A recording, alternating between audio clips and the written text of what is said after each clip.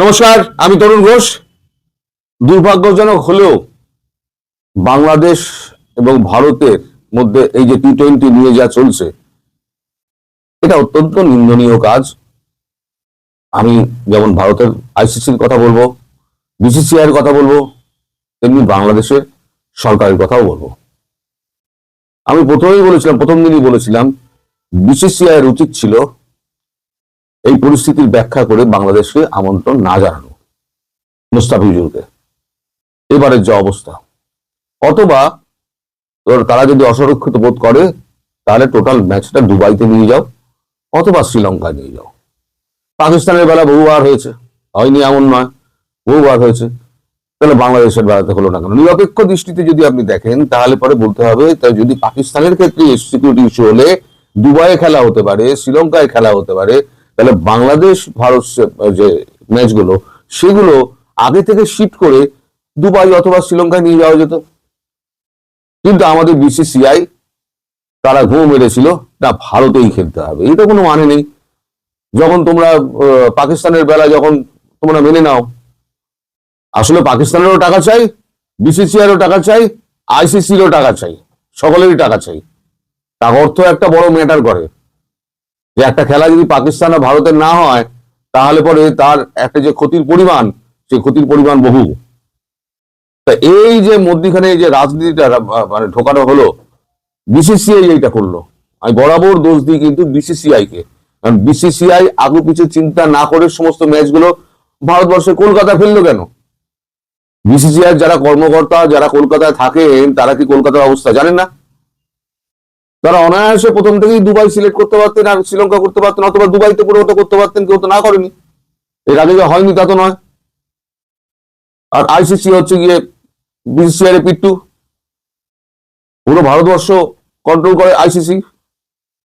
সেখানে 14টা ভোট না পড়বে, 15টা ভোট পড়বে, সে তো পরের কথা। কিন্তু কেউ বাংলা বা ভারতের বিরুদ্ধে যাবে না, কারণ আলটিমেটলি ম্যাটার করে মানি। এই যে খেলাগুলো ঘিরে যে টাকার পাহাড় জমে, যেমন বিসিসিআই পায়, আইসিসি পায়, এই সংগঠক দেশগুলো পায়, তারপর আয়োজকরা পায়, যারা টিভি সত্ত্ব কেনে তারা পায়, যারা অ্যাডভার্টাইজার যারা কোম্পানি আছে তারা পায়। একটা পুরোটা একটা মানে বিজনেস চক্র।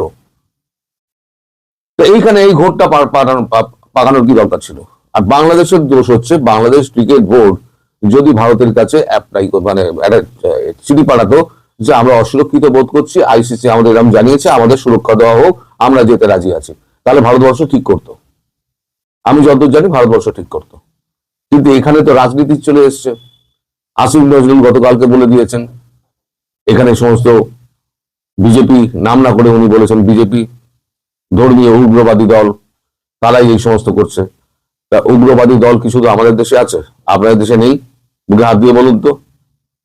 উগ্রবাদী দল তো আপনাদের দেশটা তো 12টা বাজিয়ে দিয়েছে, আপনারা যা করে রেখে দিয়েছেন, সারা বিশ্ব ছিছি করছে। এই একটা জিনিস তো বাংলাদেশে ছিল, যে জিনিসটাকে দিয়ে বাংলাদেশকে সারা পৃথিবী চিনত, সেটা হচ্ছে বাংলাদেশ ক্রিকেট। ক্রিকেটের ভক্ত নেই এমন মানুষ কিন্তু পৃথিবীতে নেই। আসিফ নজরুল যদিও বলছেন যে ওটা একটা আঞ্চলিক কিছু দলের খেলা, আসলে তা নয়। আস্তে আস্তে দেখবেন আমেরিকাও ঢুকে যাচ্ছে, কানাডাও ঢুকে যাচ্ছে, তারা সব বুঝে গেছে যে ক্রিকেটে পয়সাটা কত। নইলে পরে তারা এখান থেকে, আমাদের এখান থেকে বা বিদেশ থেকে তারা সমস্ত কোচ নিয়ে যেতেন না। 4-5টা করে কোচ নিয়ে গিয়েছেন, তারা প্র্যাকটিস করাচ্ছেন। জার্মানি বলুন, অস্ট্রেলিয়া বলুন, আমেরিকা বলুন, সবাই। দুবাই পুরো একেবারে স্টেডিয়াম সাজিয়ে রেখে দিয়েছে, বিশাল বিশাল স্টেডিয়াম।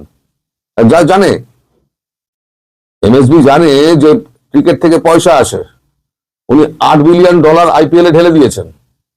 পুরোটা হচ্ছে ব্যবসা। এই ব্যবসার মধ্যে এই যে বাংলাদেশ সরকার ঢুকে গেল না, সরকারের ঢোকাটা উচিত হয়নি। আমি বলবো ভারত সরকার ঢুকেছে, হচ্ছে তো আইসিসির সঙ্গে আর বাংলাদেশ ক্রিকেট বোর্ডের।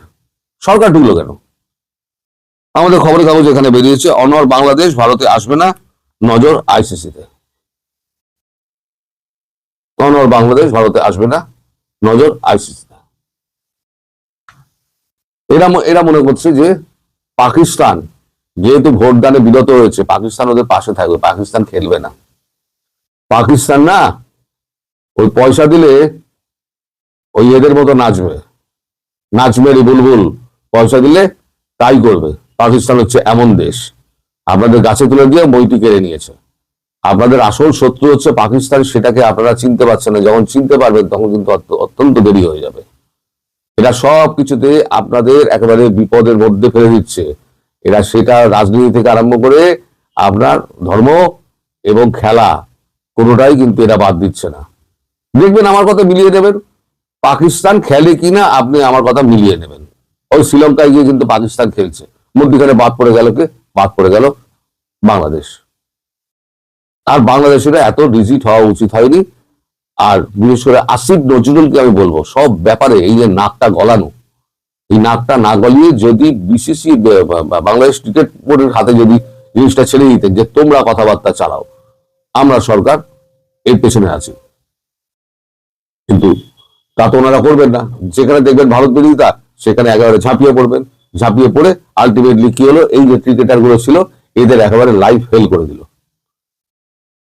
এবার টাকা পয়সাগুলো যদি ফেরত না দেন, স্কটল্যান্ডকে নেওয়া হচ্ছে, অথবা অন্য কেউ, স্কটল্যান্ড রাজি না হলে অন্য কেউ আসবে, তো তখন তার টাকা দিতে হবে। সেই টাকা পয়সাগুলো এখন তো বাংলাদেশ না দেয়, তাহলে বাংলাদেশের উপরে তো একটা ফাইন চাপবে, প্লাস ব্যানও হতে পারে, আজীবনের জন্য ব্যান হতে পারে। বাংলাদেশ ক্রিকেটটাকে একেবারে প্রশ্নের মুখে ফেলে দিল এই আসিফ নজরুল অ্যান্ড গ্যাং। এরা পুরোটা বাংলাদেশের 12টা বাজিয়ে দিয়েছে। সরকারের কখনো উচিত হয় এখানে সরকারি ভাবে ভারতবর্ষ কোনো তার মন্তব্য করেছে? এটা প্রাইভেট বডি, তারা নিজেদের মধ্যে খেলা খেলছে, তারা টাকা পয়সা নিজেদের মধ্যে লেনদেন করে, টাকা পয়সা নিজেরা রোজগার করে। ভারতবর্ষ ওখান থেকে কিচ্ছু পায় না, কোনো জিনিস পায় না। যাই হোক, এখন বাংলাদেশের কপালে কিন্তু অনেক দুঃখ আছে, এটা কিন্তু তাই বলে দিলাম। বাংলাদেশ, আমি চাই না যে বাংলাদেশের মোটা দেশ ক্রিকেট থেকে বঞ্চিত হোক, কিন্তু এখনো সময় আছে। যদি বাংলাদেশ ক্রিকেট বোর্ড, যদি আইসিসি অথবা ভারতকে যদি লিখে, ভারত সরকারকে, যে আমাদের একটা ব্যবস্থা করে দেওয়া হোক, আমরা খেলতে ইচ্ছুক। আপনারা মিটিং করেছেন, বলছেন তো, কাগজে বেরিয়েছে মিটিং করেছেন, তাহলে ভারতবর্ষ নিশ্চয়ই একটা ব্যবস্থা করতো। ওই যে আপনারা ঠিক করে দিয়েছেন যে ভারত আমাদের শত্রু, ভারত আমাদের বন্ধু নয়। চাল ডাল তেল নেওয়ার বেলা ভারত তখন বন্ধু, ভারতকে না হলে চলে না। বিজলি নেওয়ার সময়, কারেন্ট নেওয়ার সময় তখন ভারতকে ছাড়া চলে না। এখন ভারত হচ্ছে শত্রু, তা শত্রুর সঙ্গে সম্পর্ক রাখার দরকার কি? কিন্তু নিরীহ ক্রিকেট প্লেয়ার গুলোকে মারলেন কেন? ওদের লাইফ শেষ হয়ে গেল ওদের। আপনাদের রাজনীতির ফাঁদে পড়ে ক্রিকেট প্লেয়ার গুলো শেষ হয়ে গেল, লাইফ শেষ হয়ে গেল। আইসিসির অনুমোদন ছাড়া অন্য কোথাও খেলতে পারবে? এই যে ধরে আপনারা বসে রইলেন এবং আইসিসি কে অপমানিত করলেন, আইসিসি এবার যদি মনে করে যে আমি ওকে ব্যান করবো বাংলাদেশকে, আপনি আটকাতে পারবেন? আসিফ নজরুল আপনি আটকাতে পারবেন না, আপনার সরকার আটকাতে পারবে না। আইসিসি হচ্ছে একটা প্রাইভেট বডি, তারা যা সিদ্ধান্ত নেবে সেটাই শেষ সিদ্ধান্ত, এবং আইসিসির সিদ্ধান্ত মানে সারা পৃথিবীতে যত ক্রিকেট খেলে 15টা দেশ, তাদের একই সিদ্ধান্ত। আর পাকিস্তানের কথা বলছেন, আমি বললাম দেখে নেবেন পাকিস্তান টি-20 খেলতে যায় কিনা। ভারতের সঙ্গে খেলা বন্ধ করে পাকিস্তান, নাচ মেরি বুলবুল তো পয়সা মিলেগা। পাকিস্তান পয়সা বোঝে, বুঝতে পেরেছেন? আর আপনাদের আর্থিক লসটা একটুখানি ভেবে দেখবেন। এই যারা যারা টিভি সত্ত্ব কিনেছিল, যারা অ্যাডভার্টাইজিং কোম্পানি, আপনার প্লেয়ারদের টাকা, এই সমস্ত কিছু যারা করেছিল, তাদেরকে একবার ভেবে দেখবেন যে আপনারা কি করেছেন।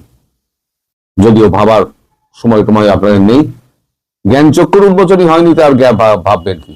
সবাই ভালো থাকবেন, সুস্থ থাকবেন এবং সাবধানে থাকবেন। নমস্কার।